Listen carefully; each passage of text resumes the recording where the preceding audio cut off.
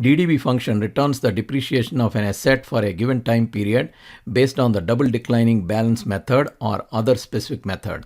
The double declining balance method computes depreciation at an accelerated rate. Depreciation is highest in the first period and decreases in successive periods. This is the syntax. Cost, initial cost of the asset. Salvage, the value of the asset at the end of its useful life.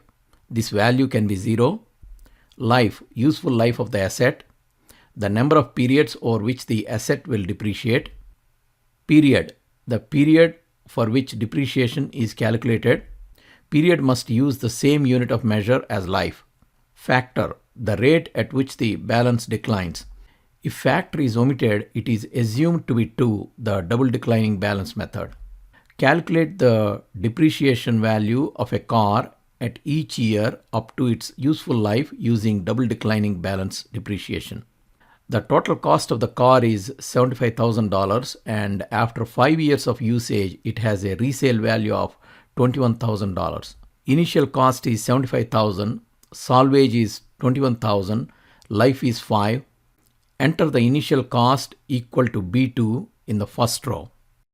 The depreciation value of the car during its first year is calculated using this formula. Use absolute references for cost, salvage, and life. Factor is omitted. Function takes the default value 2, double declining balance. The function returns depreciation for first year. To calculate the value of the car after period 1, use this formula. Value in previous period minus depreciation. By the end of the third year, the value of the car is fully depreciated. However, the car is not depreciated to a value lower than its salvage value.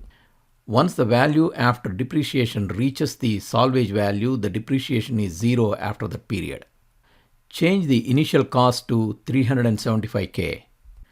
The problem with the DDB is that it doesn't depreciate the whole asset within the useful life. The depreciation amount gets smaller and smaller and can run out of useful life before it gets to salvage amount. We can calculate the depreciation using varying factors. Use this formula. Pass the factor as last argument. Copy the formula down and to the right. Depreciation is calculated using different factors.